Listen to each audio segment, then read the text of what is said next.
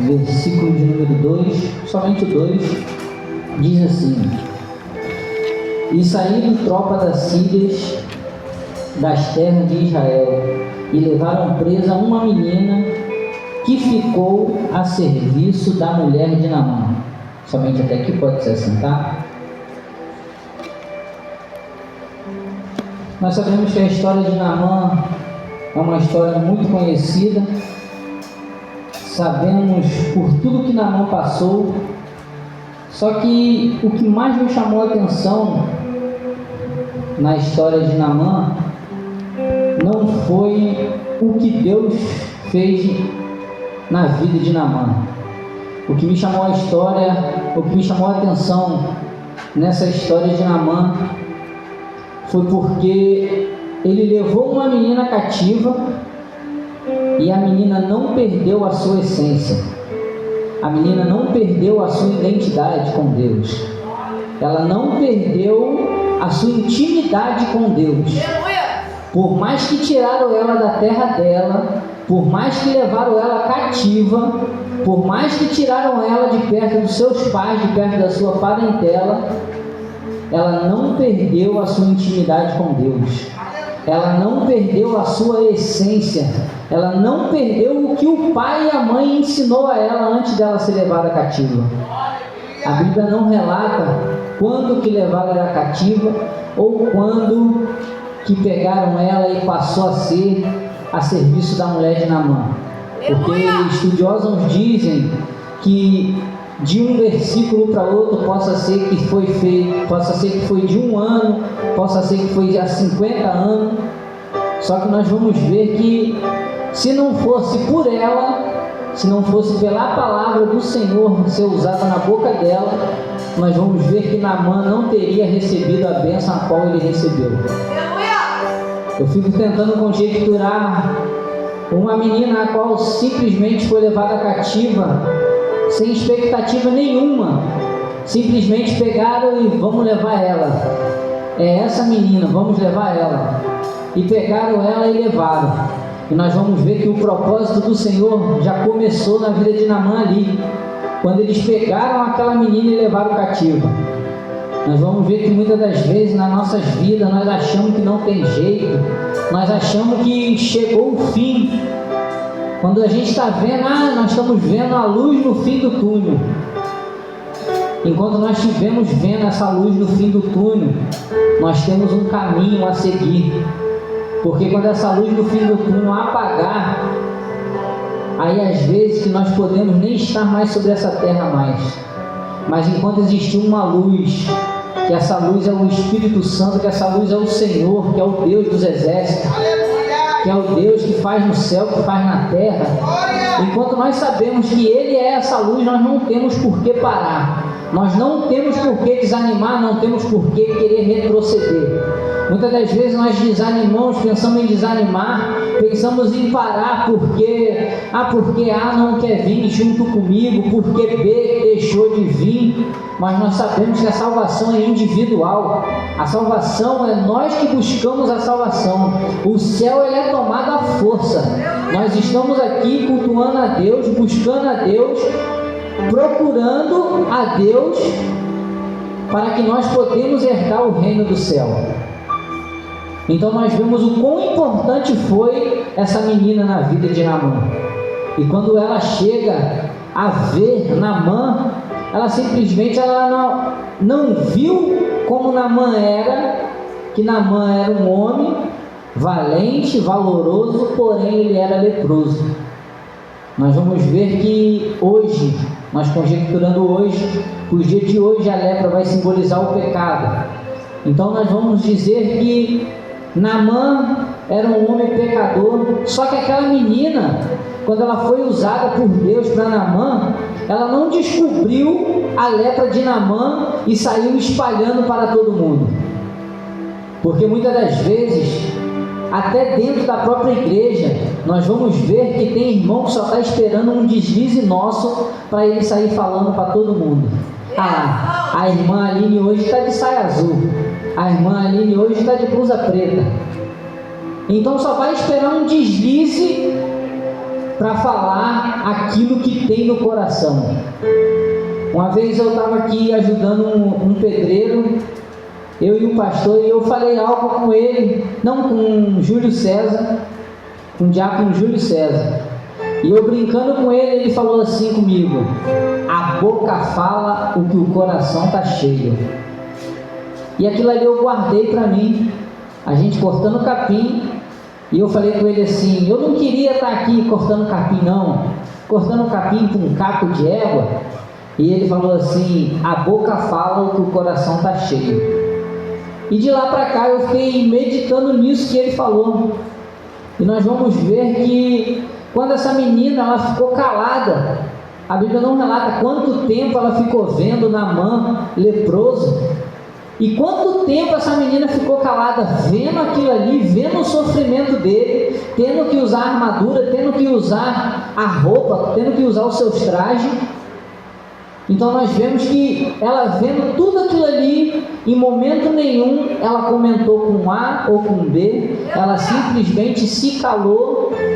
E por ela ter sido levada cativa para ficar a serviço da mulher de Naamã, e especificamente a Bíblia fala que ela ficou a serviço da mulher de Naamã, nós vemos que em momento nenhum ela pegou e teve o prazer de chegar para outra pessoa, ou até para alguém dos exércitos de Naamã, que era muito grande, e falar assim: o chefe de vocês é leproso, eu vi com os meus olhos, manda ele arrancar a armadura para vocês verem.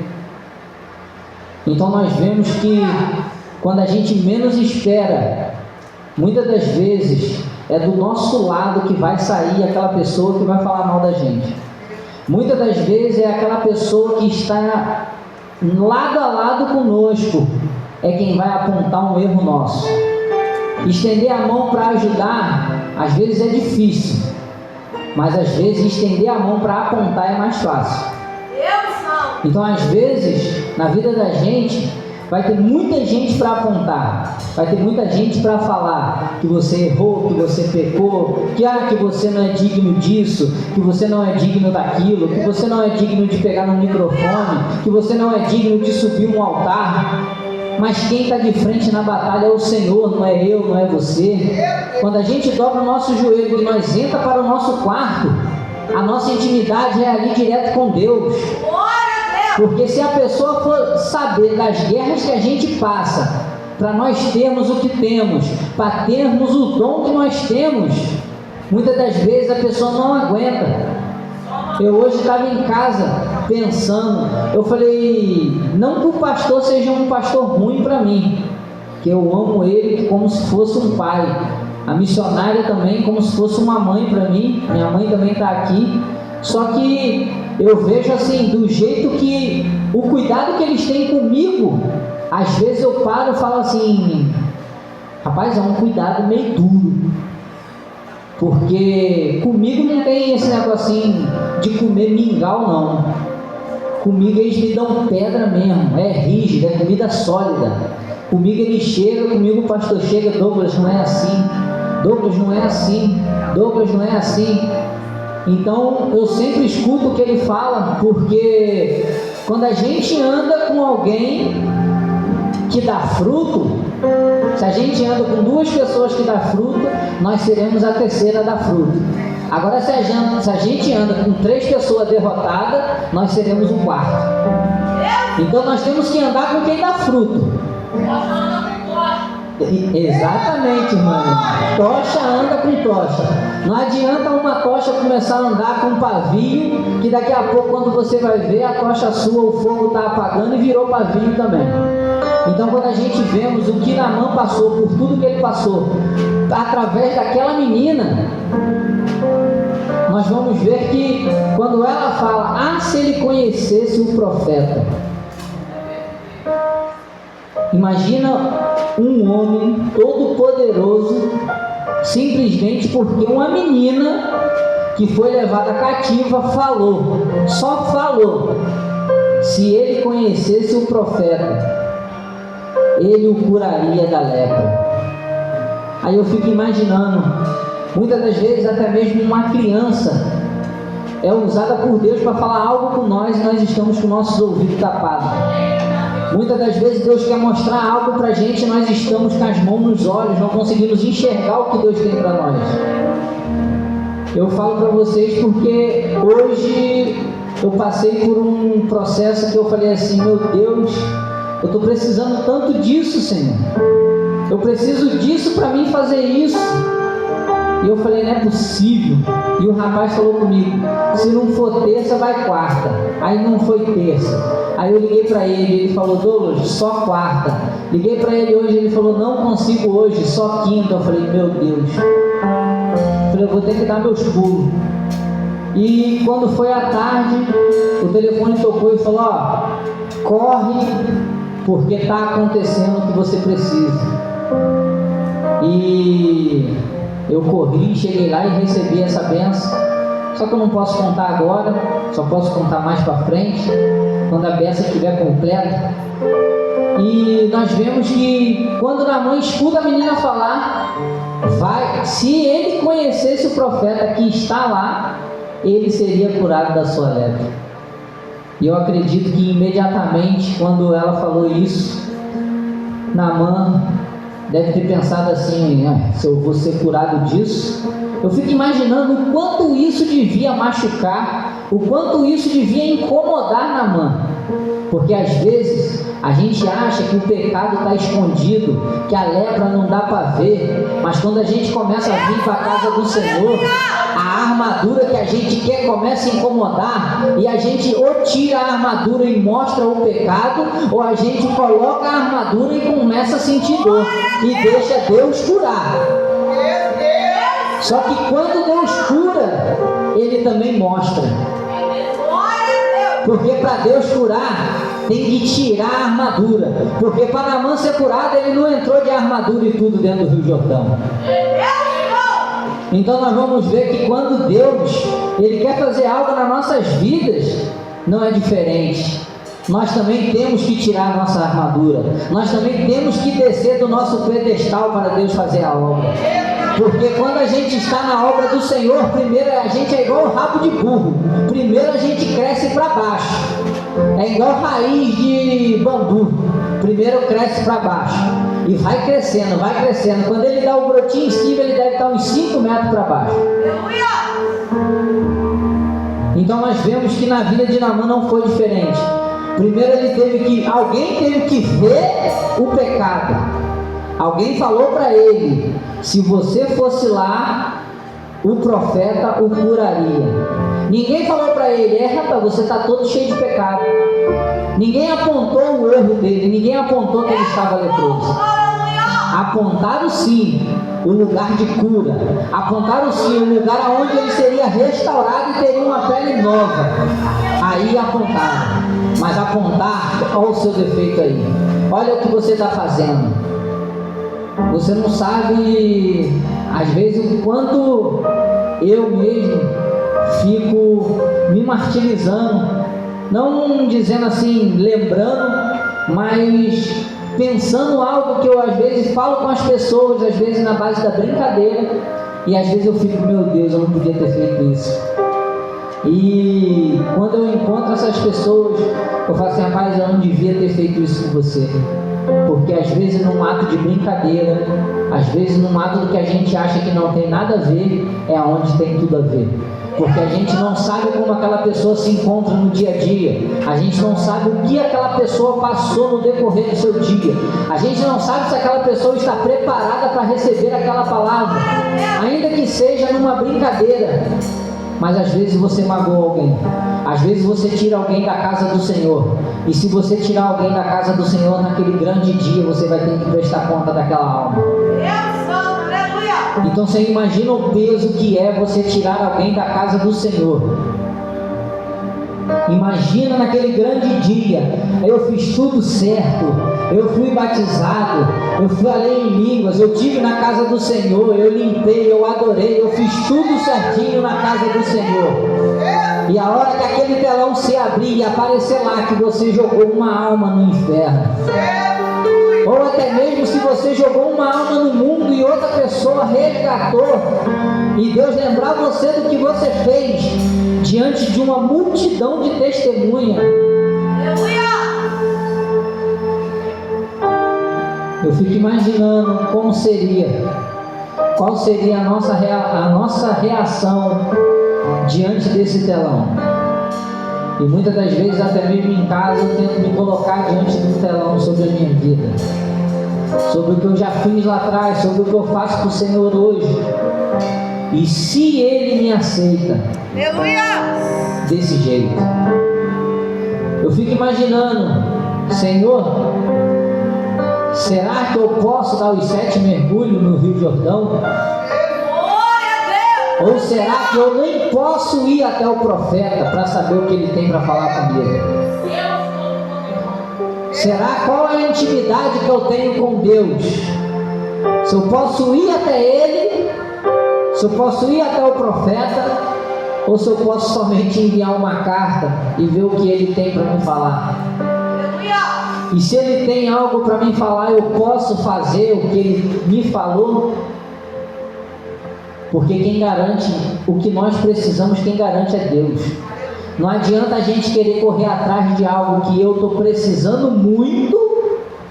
Não adianta eu querer muito algo que vai satisfazer o meu momento do que eu preciso para a minha vida eterna.